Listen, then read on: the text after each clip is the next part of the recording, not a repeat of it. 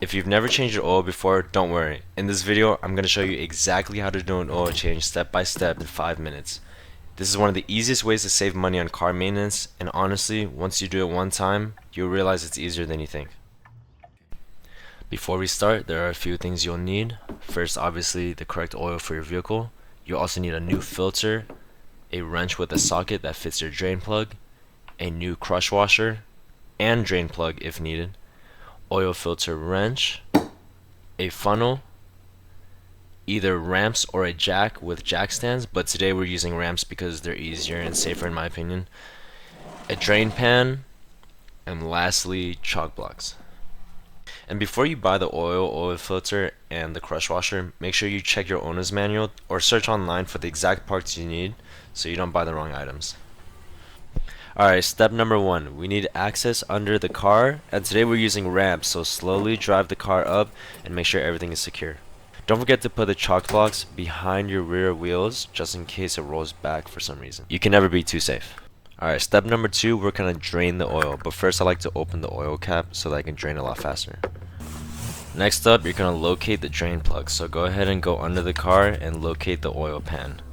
You know you're looking at the oil drain plug if 1, it's directly under the engine, and 2, it's somewhere close to the front 2 wheels, assuming it's a front engine car. But be careful, if you find yourself in the middle of the car, that's not the oil pan, that's probably your transmission. Don't drain that. At the bottom of the oil pan, you'll find the drain plug. This is the bolt that allows the old oil to drain out. Once you got it mostly unscrewed with the wrench, you're going to unscrew the rest with your hand, but make sure the oil pan is under it because it's about to spill out. While the oil is draining, you can take your drain plug, remove the old gasket, and then put the new gasket on it. This ensures the drain plug is properly sealed when you screw it back in. But if you notice your drain plug looks like this and it's old and stripped, you have to replace it. If you don't replace it, you might not be able to take it out the next time. Now once all the oil is drained, you're going to go ahead and reinsert the drain plug with its new crush washer. Tighten it until snug. Don't go crazy because if you over tighten it, you could strip the threads and that'll become an annoying problem in the future. Next step, you're going to remove the old oil filter. In my case, it's going to be in the middle of the engine bay. Sometimes it's under the engine, sometimes it's on top. You just got to find it. Also, just a heads up, there's 2 types of oil filters. There's the spin-off filter and there's the cartridge type.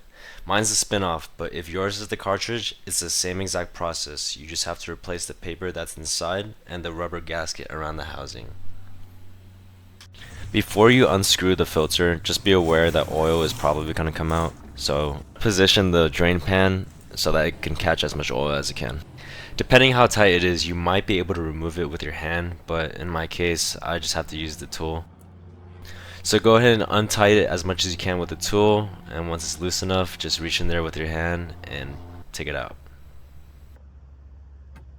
One thing you want to do is make sure the old rubber gasket comes off with the filter. If you don't see the gasket on the old filter, that means it's stuck on the engine. If it sticks to the engine and you accidentally install the new filter on top of it, it can leak very badly. Next step, you're going to want to install your new filter, but before you install it, you'd normally want to put a small amount of fresh oil around the rubber gasket. In my case, I bought an OEM filter from Toyota which comes pre-oiled, so I'm good here. That oil helps create a better seal and also makes the filter easier to remove the next time. Now you want to screw it in hand tight until it's snug. You don't need to over tighten it with tools because when it heats up, it'll expand. Next up, you're going to add the new oil to your car. You're going to go to the oil cap at the top of the engine and use a funnel to avoid making a mess. I have a cool funnel I found on Amazon that screws onto the oil cap, but you can use any regular funnel. Then slowly pour in the correct amount of oil for your vehicle. In my case, it's 5.7 quarts. And be careful when you're pouring your oil. Try not to add too much because it's very easy to add more, but it's hard to take out if you overpour.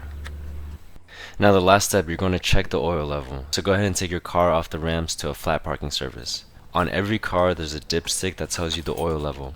It usually looks like this. You're going to pull out the dipstick, wipe it clean, put it back in, and check the oil level. Now on the dipstick there's usually 2 marks indicating low on the low end and high on the upper end of the stick. You want the oil level somewhere near the full mark. If it's too low, you can add a little bit more. Don't forget to check for leaks at the bottom of your car, and just like that, you know how to change your oil in 5 minutes. I hope this video helped you out, and thank you for watching.